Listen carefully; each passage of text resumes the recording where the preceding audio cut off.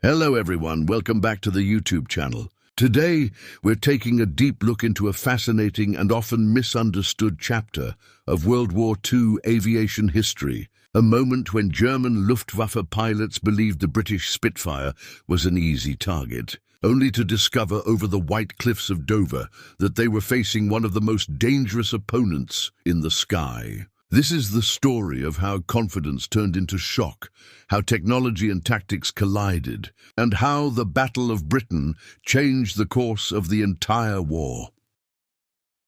When the Luftwaffe prepared to dominate the skies over southern England in the summer of 1940, many German pilots carried one strong belief: British fighters, especially the Supermarine Spitfire, were supposedly inferior to their Bf-109s. German training manuals described the Spitfire as leicht Beute, meaning easy prey.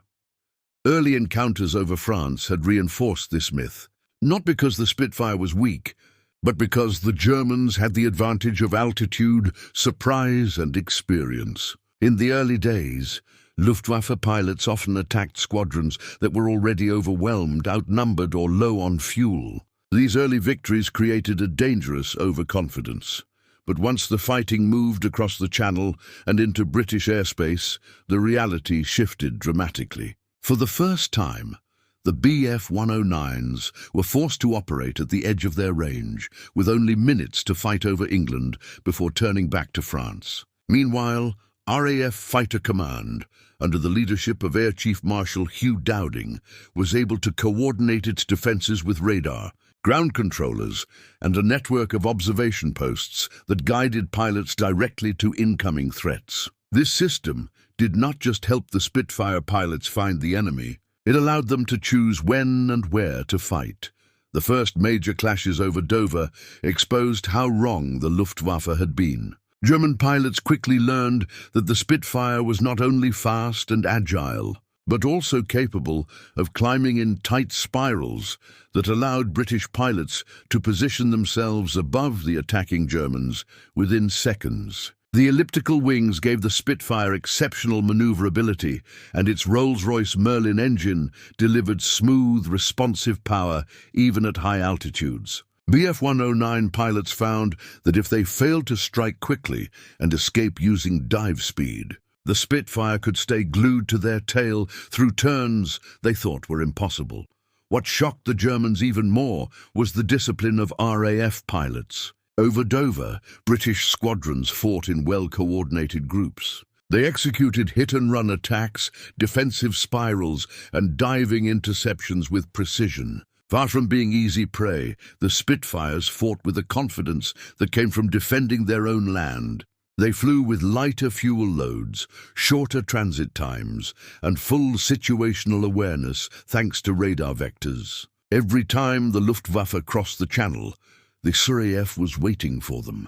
Many German pilots began writing in their diaries that the Spitfire was the most dangerous fighter they had ever encountered. Some noted that the aircraft seemed to hang in the sky, turning in tight arcs that defied logic. Others warned new pilots that underestimating a Spitfire was the quickest path to being shot down. The reputation of easy prey vanished almost overnight. But the shift in perception wasn't just about aircraft performance. The fighting over Dover revealed major tactical disadvantages for the Luftwaffe. For one, German escort fighters had to remain close to the bombers, preventing them from using energy-fighting tactics they preferred. Meanwhile, Spitfire and Hurricane squadrons could climb, dive, and maneuver freely. The RAF did not have to protect bombers, they only had to stop them. This created an environment where German pilots felt constantly reactive, constantly stretched and constantly fighting the clock as fuel ran low. One of the most eye-opening moments for the Germans came during the intense clashes of late July and early August 1940. Squadrons from RAF bases such as Manston and Hawkingsley engaged incoming German formations minutes after they crossed the coast. Luftwaffe pilots expected scattered resistance. Instead, they faced a concentrated, well-directed defensive force. Many German commanders began to question their original intelligence reports. The RAF seemed stronger, larger, and more coordinated than they had been told. Spitfire pilots, despite being young, many barely 20 years old, flew with a tenacity that stunned veteran Luftwaffe aces. While the Bf 109 had advantages in climb rate and dive acceleration, the Spitfire excelled in sustained turns, close-quarters dogfighting, and energy retention. Over the terrain of Dover, with the channel behind the Germans and endless safe landing fields behind the RAF, the Spitfire had a decisive psychological edge. As the battles intensified, the Luftwaffe began suffering higher losses. What was meant to be a quick campaign turned into a prolonged struggle, where every escort mission felt more dangerous than the last. German pilots realized that to fight over Dover meant entering a trap, one where radar, ground control, and air superiority combined to form a defensive shield unlike anything they had encountered in Europe.